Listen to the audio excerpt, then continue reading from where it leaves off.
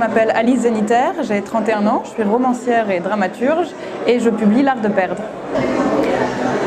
C'est un livre que je portais depuis vraiment des années, en me disant que je l'écrirais quand je serais prête. Je voulais vraiment être sûre d'avoir les épaules au moment où je m'attaquerais à ça, parce que c'est un livre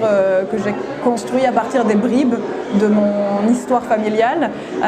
et donc évidemment il y avait un poids particulier pour moi de chercher à combler les silences qui m'avaient été légués en mettant de la fiction à la place des silences. Et ce livre, c'est l'histoire de Naïma, qui est une jeune femme française, parisienne,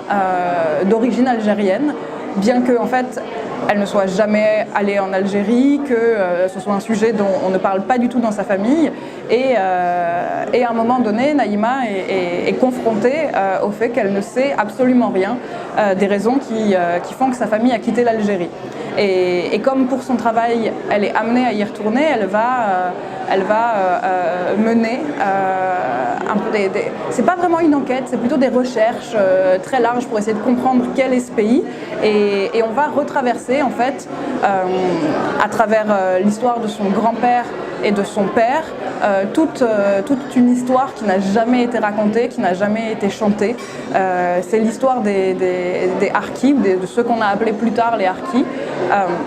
dont on considère qu'ils ont pris le parti des Français pendant la guerre d'Algérie, qui sont partis en 62,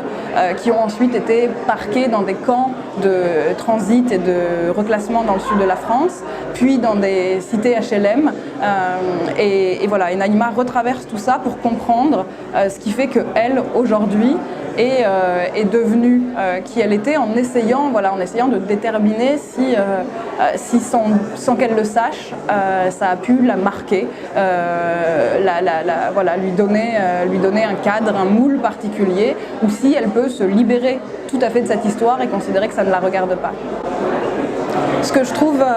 j'ai trouvé très très beau là, dans le dernier salon où je suis allée, c'est cette femme qui est venue me voir en me disant que elle avait une histoire extrêmement similaire et qu'elle s'était toujours inquiétée de savoir si à ses filles elle léguerait le silence sur le passé de la famille, et qui m'a dit maintenant je peux lui donner ce livre. Et ça c'est bouleversant pour moi.